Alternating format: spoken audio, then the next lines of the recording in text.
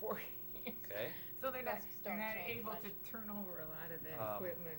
How about number 4? I love What's that. The thoughts That- there? I have such a positive yes on that one. Okay. Yeah. Okay. I mean, that just. No, that's a, yeah. You're right. It's a nice idea. Yeah. Okay. And again, furniture. 5. Five is similar, yeah. Again, Again, if we go to the minimums, we can, 3 and 5 are the. yeah, we can do that. 6, I did a maybe Other on that wasn't, one. resources, yeah. I was scratching that one on mine. It was, it's limit, I mean, it's a limited. Is this an ongoing yearly thing then too? Because is this a one-time only? I say this, Yeah. if you I did it didn't- for 6 months, three, you know, 3 in the fall, 3 in the spring, I'm just saying, you can't do it all year long. Well, and then Well- do you do it next year again? Their lower amount was only once per semester, I thought. Yeah, It's it's not, not it's not very often. much. No, it So, wasn't. and it's, My that's son went through that program, and it's really limited on who's going to benefit from it and who's going to, It is. um, That was part of my really, thought too. Yeah. respond I- to it. yeah. And I know there's, And I wrote on here too, is this gonna be a repeated need again next year? Or are they just This hoping to is- get it funded 1 year and then if parents see Yeah. the value, they'll pay for it again? I don't know. Maybe that's what they're hoping. So that was, my concern, that this wasn't a one-time thing that, And you've got personal experience that Right. you feel like it has a limited. it has a limited, right, Yeah. Yeah, I'm okay with scratching. I mean, it's, the idea, the concept is good, but it's almost like it has to be an ongoing thing. I mean, a real relationship Right. and a real, you know, progression of working with it, you know, just having them ride the horse one time is really not. And they're talking about wanting to do it monthly, I think. That was the higher, I think it was, wasn't it 3 and 3 and, or 1 and 1? Wasn't that the difference in the cost, something like that? so is that something we I are don't, No. wanting to scratch? I And would, sometimes they didn't Okay. have enough volunteers, so Okay, they that's couldn't fine. do it, you know, because there was no We can one there to watch. narrow the field a little bit. Number 7, this one, I mean, I look at I this like and the I idea see again. that this is something that the district should have, and I see this as something I thought the district should fund. It shouldn't I come, was- it shouldn't be, this shouldn't be an option, I thought. I don't know, it just sounded like, I 'cause was they're talking. distressed that they don't have swings. Well, not most playgrounds. No. Well, Oh. Waters No. does. I guess I grew up in Flush, Right. a Flush school, because Waters always, and the Well, they line's waiting to use them, but I don't think Pike has, I don't think Pike has swings, Yeah, they do. do they? Yeah, they do. Oh, yeah, maybe they have they do. some. oh yeah, See, Pyre's now. got swings. They got They've got swings. quite a few actually. Roberts. I Sounds walked to past me Pyre's like today. Burton maybe Burton they more do. than anybody either. Yeah, Pyre's got quite a few. Don't they have, Um, yeah. Burke is so I, helping. I don't remember. you know, reluctantly, I said no to that one, but I would just like to see the district do. I would too. I mean, that Are would they be, the only ones that don't have any? I'm thinking now. I don't know. Trying to think to the. And they the- don't I really have wondered a if PTO. the PTO would. They might. I don't wonder if they have, they don't really have a PTO, So, do they? I don't know. They did say Riverside PTO as a possible additional funding source. They're but- not set. Oh, maybe they do. Should we, No, they said you wanna say no? The Cardinals list? Well, I'd like to Maybe hold a refer it fundraiser. to their parent-teacher Okay. organization. It's a big number too, Yeah. but, Because Well, they the other have thing is adaptive Burke, swings, it's not so like everybody Burke's can helping use it. out with anything either. yeah, right. Well, why don't, My heart is breaking How that many- they don't have swings. How I'm many- just gonna say it. okay. How many thumbs up to leave it in are we seeing here? Yes? I don't care if it's just me. I think Okay. we should do it, but I don't think it should be through these Through grants. this, yeah. I mean, Yeah, I'm I kinda think with we you should here. do Put it that in too. So is there another but way to not fund through it? this. Just the Or- PTO? Put it in the budget. Yeah, put it in the Budget? The district can put it in its Okay. budget. Yeah, or the school can put I- it in its budget. I'm gonna line it out, and if we come upon, you know, funds that are available, Extra maybe. money will Okay. use it for that. Okay, the next one I was not a fan of. I said no way on the next one too. You're asking for trouble. I said no too. Well, I mean, no, I guess what I'm saying is, you know, this isn't just something you just decide to start doing. Right, They yeah. they have a mom who teaches it. That's how it came up. Yeah. That's why. I was gonna say, they usually have a plan there about how Melissa Schmidt to make use of is a things STEM like mom, this. and she Yeah. teaches. Right, right. She's actually like, I think she competes in it. She's very well versed, but So it would probably be- has some Yeah. fairly Yeah. Very finite limited, yeah. ability Very for her to limited. have. But they ask for stuff when the kids. Number, are in there. number 9, I like number 9. it's a small Yeah, number, and I it's think small number, it's that's what worth I the thought. investment. Yeah. What did we do with number 8? We No. lined that one out. Okay. Number 9, are we? I like thinking that a that's- lot. Number 9, yeah. I give yes, yeah. Yeah, okay. Yeah, number 9's good. Number 10, I didn't really I've get I that wasn't too quite much. grasping I've seen those tables in action in a classroom in another district. Okay. They were pretty amazing. So it's almost like a whiteboard that's a table, much sturdier than that. And it was in a math classroom that I was in, and they would just write out and work on the math and wipe it right off. I hadn't seen it before. It's over in Rosendale. And so the teacher there was speaking of them very highly. He found them very useful. You know, paper saver, they can The just work things action-based out on creative on the fly. So just to share, It's I've almost like a seen big them. whiteboard or something, I don't know. But you know, it's right at their seat. Yeah. So they're working right on it. They can collaborate all together at the same time on a big surface. Sounds like a good idea.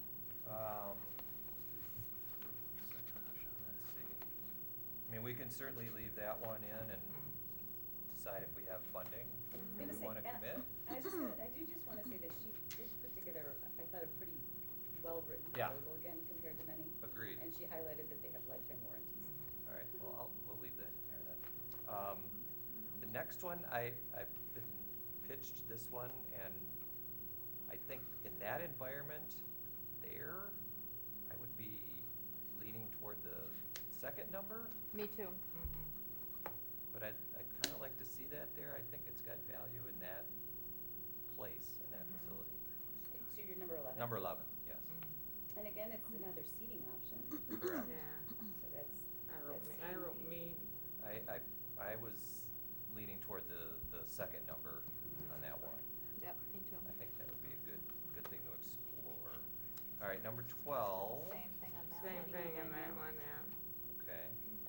So you want to leave that in and look at the second number? Yep. Yeah. Yes. 13, no. All right. 13, you want to say no? Sand? Sand. Yeah. Oh, I love that one. I think I it was just- really it's a cool. mess. But I don't It's- know, you know. It seems very But specific. it's being used Yeah. specifically by the counselor therapist people. Yeah, I understand that, but I don't. We also Well, don't have here's this the- correct quote in that person though, too. Yeah. Oh, yeah, right. Oh. Why don't we, I struck it for that reason. why don't we strike I that? wrote, Aw. I wrote no for it. but I don't want to strike it just for that reason. If Well, we 'cause think I it has validity. I will bring, Um, you can get that other sand, that silly sand stuff or 14? whatever. I like 14. I like too. 14. I Yeah, I did didn't too. realize one- how either they were one. lacking. Either one, What yeah, did you do depending on with the cost. 13? We'd line that one out? No. I didn't line it out, Peggy but did. Peggy's gonna they're bring all the lining sand. it out. Or we I could mean, go we'll with see the where the second. numbers go. Yeah, me too. I mean, What's that sand stuff you can buy at the store, that magic Moon sand? sand? Moon sand, there you go. we can add up some numbers and see if we want to put one back in Yeah. also. Well, if we take out all the ones we've lined out, we're still too high. Even if we use the lower amounts for the ones that have lower How much amounts, too Well, high? that's we'd what'll- be that's- around 29. That's what our next meeting will be about. 29.8-ish. We've gotten some. Number We're 14, close. we want to leave in and look at the second number, or Right. are we good at? Yeah. Yes. Okay. Yes. Yes. They need. So that is 1, 2, 3, 4, So based 5, on- 6, 7, 8, It was 9. really interesting about all the So we fees eliminated and then 5 out of that. whatever. Not bad. Wait, Okay. 5? Which one's the 5th one? I have 13? 1, 13. 6, 7, Oh, 8. Oh, we got rid of One is one? not there? Okay. Really? We did get rid of Well, one? okay, no, I'm sorry. I didn't think we got rid of one. I did mine in reverse, yeah, you're right, 1 was in, I'm Okay, sorry. so 4? So we have what, 4? 9, Is that correct? 1, 4. Wait, say again, Which ones are eliminated? 4, 6, 7, 8, and 13. Not 4. okay, No, 4, I think we No, were. 4 we're 4 we doing. kept. Keeping 1. I said, no, we're 4 of them are lined Which- out. oh, 6, and- 7, 8, and 13 is 13 what I are have, lined is that out. correct? Right, 6, 7, 8, and 13, my sand therapy. number 13. Way to blow the ending. I like Okay. those little things that they, Um, at the other school have, like little bicycle things that they showed before. I The thought pedal those were- desks? Yeah, I thought those were kinda neat. So, They are. Well, that's kind of if what this we, whole. you already did these, you I'm added getting there, this? yep, I'm getting there, hang on, I'm just gonna double check. Okay. I'm But putting the even with all the ones lower we amounts crossed out in on for the the ones that spreadsheet, have we're still lower too amounts. high. And then, if they don't have a lower amount, I'm using the whole Okay. thing. So we can, we can go with this and pick it up from there next time, Yeah, I think that's good. but this is a And we good can start. yeah, we I can think fine this tune it is- next time. This is as good as it Yeah, gets. we're about, if we take the lower amounts of the ones we haven't lined out yet, we're at about 30,000. Okay, we can get there then. Spent March, so. Okay. Maybe like 18,000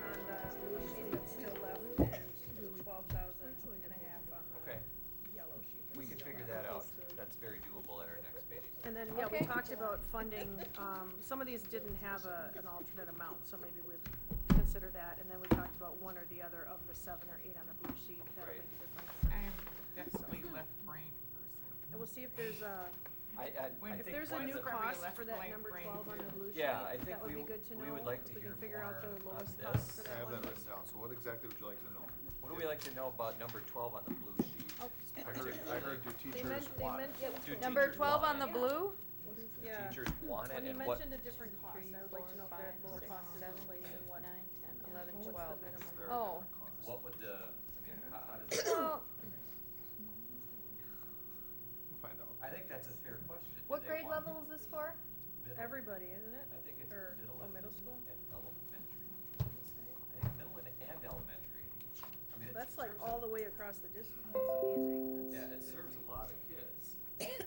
Yeah, I don't know. As long as they really use it. I'm just not Yeah, sold on I- it.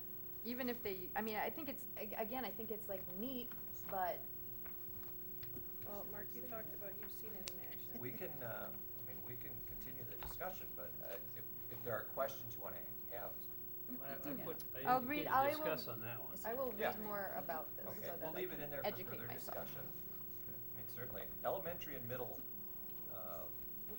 all students. Yes. Yeah, all students in elementary and middle, that is pretty. So I mean, it can be a Wide-ranging. history thing, you can go to a place and see it, I think it's kind of cool that way, but So this was, I was gonna say, it Books, looks Mark, like in books. March they had the new pricing available, it was right after they turned these in probably, so if we can have the new pricing, that would be good to know. It says 200 rather than 290. Under 200, yeah. so Yeah, I didn't think there was much of a difference. Under 200. $20 per student though, depending, I mean, if we're at whatever, that Yeah. can be, if it's a lot of students, that would make a difference. I can find out. Okay. Okay. So then, would you like a sheet that takes off all the ones that are crossed out, or would you like a sheet that shows all of them and then crosses out the ones that you crossed out, so you could go back if you wanted? I think. I would like a sheet that shows the one, yeah, I mean, like if you did the ones Just that have are not lined crossed out. up, and then maybe separate the ones we Louis crossed was out down down. below, in case we add something back in. That's Yeah. good. That's a good idea. In case I can talk people into stand there. Well, that's why I didn't want to delete it all the way. I didn't want to take away that opportunity. I think Mark's a no-go on that one. Well, I just think we should empower them to come to the feeling. No, that's great, we got a lot more done than I expected, actually, that fast. We need a motion to adjourn the meeting. I make a motion to adjourn the meeting. And then I'll call the roll. Yes, Preister, Yes. Hayes, yes. Jones? Strand? Strand. Just say yes. Yeah, Newsome? yeah, yeah. Walk? Yes. Trigella? Yes. Okay.